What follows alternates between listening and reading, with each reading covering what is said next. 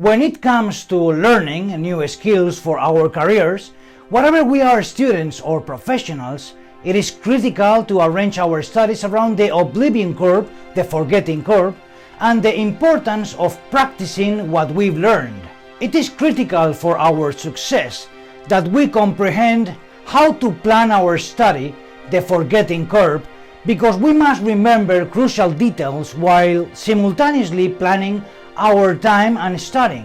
The short solution to how to recall everything that matters is increase the level of knowledge above the level of necessary knowledge, and thus when the forgetting curves act and reach the lowest level, the level of lasting knowledge, this level can be found above the level of necessary knowledge. In other words, people are often a lot more capable than they believe. However, we frequently make excuses for not taking the next step. Let's explain this. Welcome, I'm David. We are going to develop two concepts that are key for every student and in every training action in the business world. I'm referring to the planning of our studies and the forgetting curve, training and repetitions, that is, how forgetting acts on the recently acquired knowledge and the consequences that this entails. In other words, how forgetting acts on our memory, and we will also develop the law of training and the importance that successive repetitions have for improving results. What is oblivion? The fact or condition of not remembering. A state marked by a lack of awareness and consciousness. Forgetting that is not conditioned by physical aspects is simply due to lack of use and loss of retention. This theory has been called the Law of Disuse. When a modifiable connection is not made between a situation and the response over a length of time, that connection is strengthened, other things being equal decreases. In brief, we may say that repetition and drills help to learn, and their absence causes forgetfulness. Forgetting eats corrodes the narrowly acquired knowledge, according to the scheme that we show. As the curves show, we forget very quickly at the beginning that we have acquired a certain knowledge, but after a certain time, the curves level out horizontally. From this horizontal platform, there is no other development. At this level that the curves of oblivion, the forgetting curves, reach in their lower part, we call it the level of lasting knowledge. How high will this level be? How much knowledge will the person keep in his mind when the forgetting curve reaches its lower level? It will depend on some of the following factors, such as 1. The psychological condition of the person during learning. 2. The nature of the study material. 3. The motivation of the person who is learning. And 4. The method of work.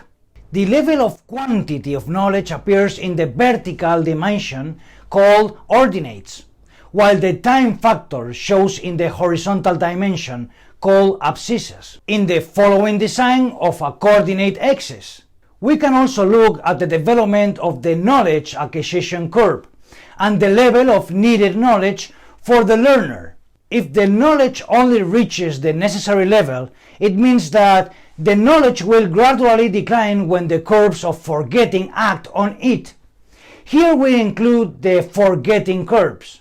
Then it could happen that when the oblivion curves act on the knowledge acquisition curve, and those oblivion curves reach their lowest horizontal level, which as we already indicated is called the level of lasting knowledge, it becomes below the level of necessary knowledge, with which the person who is learning will not reach the desired level of knowledge, as we see by the action of the forgetting curves. Consequently, it is necessary to increase the level of knowledge above the level of necessary knowledge, and thus when the forgetting curves act and reach their lowest level, the level of lasting knowledge, this level can be found above the level of necessary knowledge.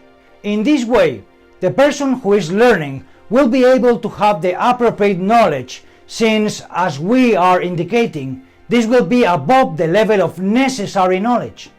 The excess of knowledge that they must be supplied to the person, so that when forgetting curves reach their lowest level, horizontal level, it is above the level of necessary knowledge, is called over-instruction.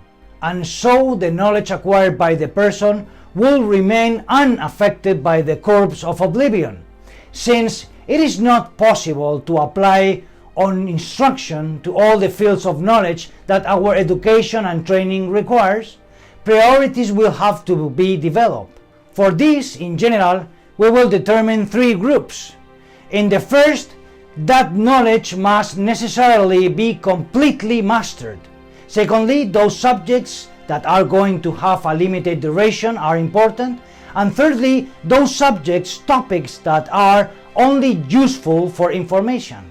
This is fundamental when planning what we have to study specifically and how much time we have to dedicate to it.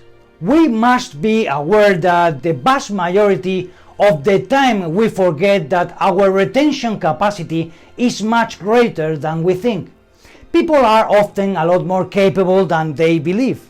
However, we frequently make excuses for not taking the next step. Let us now develop the law of training and repetition. Many studies have been conducted to demonstrate the impact of the number of repetitions on a topic or action in terms of performance and results improvement.